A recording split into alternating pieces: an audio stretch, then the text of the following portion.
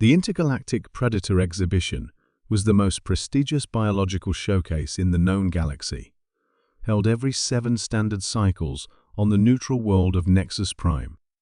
Representatives from hundreds of species brought their homeworld's most fearsome creatures to compete for the coveted title of Galaxy's ultimate predator.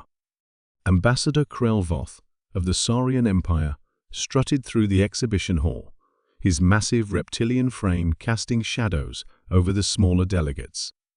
Behind him, secured in a reinforced biocontainment unit, his entry snarled and thrashed a Draconis Rex, standing 4 meters tall with acid-secreting claws and enough bite force to crush starship hull plating. 23 consecutive victories he boasted to anyone within hearing range. No creature in the galaxy can match the evolutionary perfection of Sauros Prime's apex predator. Nearby, Ambassador Threxala of the Hive Worlds nodded approvingly while observing her own entry, a swarm of razor wasps, each one capable of stripping flesh from bone in seconds, working in perfect coordination to overwhelm any opponent. "Impressive, Krelvoth," she chittered, her compound eyes gleaming. "Though I believe this year will see a new champion. My razor wasps have been enhanced with cybernetic modifications. They're faster, deadlier, and absolutely ruthless." From across the hall, Overlord Grickstar of the Crystal Hegemony rumbled his amusement. His entry didn't even require a containment unit. The Voidstalker was a creature of living shadow that could phase through matter and freeze blood with its mere presence. "You both underestimate the sophistication required for true predation," he declared. "Brute force and numbers are for primitives.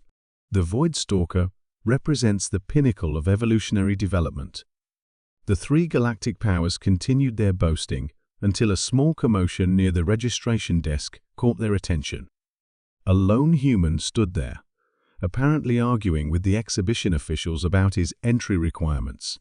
"I'm telling you," Dr. Marcus Webb was saying to the flustered Nexarian clerk, "the containment unit you've provided is completely inadequate. We need at least triple reinforced biosteel, emergency stasis fields, and absolutely no direct contact protocols."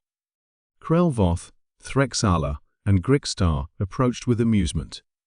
Humans had only recently been admitted to the galactic community, and their single previous entry, some sort of large striped cat, had been eliminated in the first round. "Having trouble with your pet human?" Krelvoth's voice dripped with condescension. "Perhaps you should have brought something more substantial this time." Dr. Webb looked up at the towering Saurian with undisguised frustration. "Look, I've studied your previous entry's biological specifications. This creature could potentially take on all 3 of your champions simultaneously."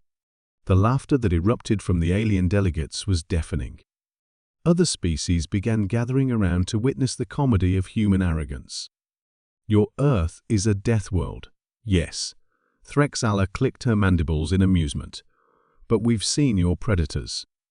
Large mammals with limited abilities. What could you possibly have brought that requires such precautions? Especially something small enough to fit in a standard bio-unit," added Grickstar, gesturing to the modestly sized container the human had arrived with.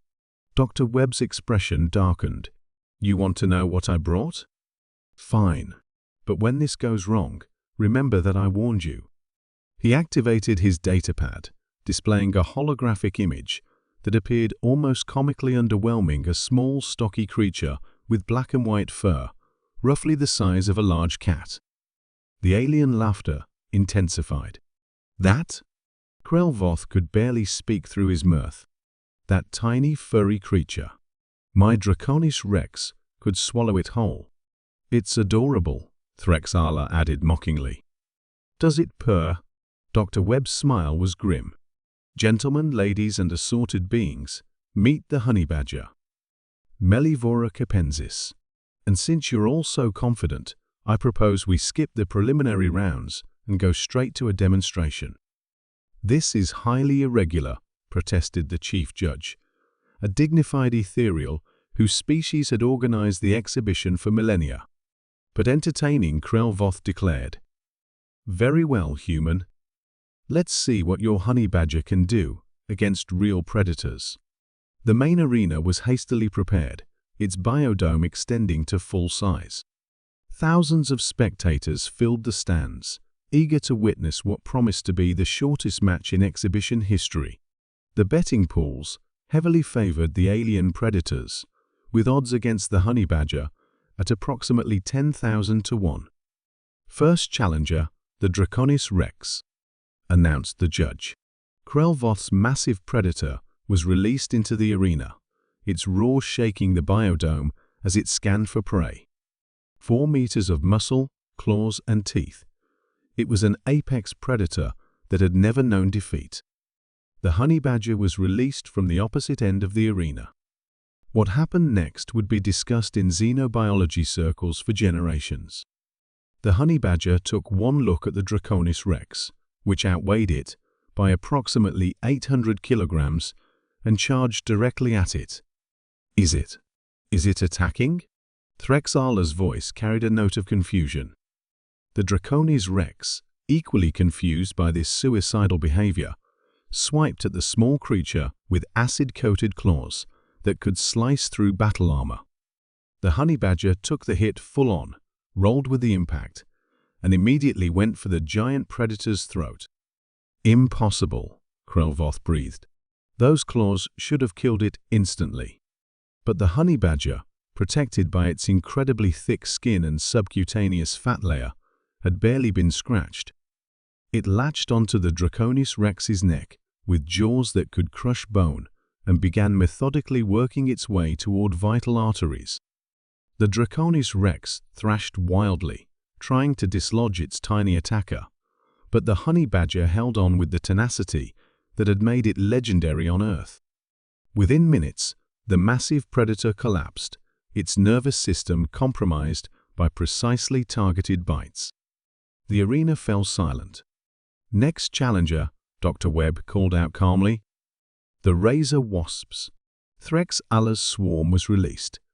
Hundreds of cybernetically enhanced insects descending on the honey badger in a cloud of metallic fury. The spectators expected to see the small mammal overwhelmed instantly. Instead, they watched the honey badger systematically hunt down and devour each wasp, its natural resistance to venom rendering their stings completely ineffective. When the last wasp fell, the honey badger sat down and began grooming itself as if nothing had happened. The void stalker Grixtar whispered, his crystalline form dimming with fear. The creature of living shadow materialized in the arena, its presence dropping the temperature by several degrees. It approached the honey badger with predatory confidence, extending tendrils of darkness that could drain the life from any living thing. The honey badger looked up from its grooming, assessed the situation, and promptly bit the void stalker. That's impossible," Grixtar stammered. "It's made of pure dark energy. Nothing physical can harm it." But apparently, no one had explained this to the honey badger, which was now actively eating portions of the void stalker while the supposedly invincible predator fled in terror. Dr. Webb stood up in the judge's booth, addressing the stunned crowd through the arena's communication system. "The honey badger," he announced, "is not the largest predator on Earth. It's not the strongest, or the fastest, or the most venomous.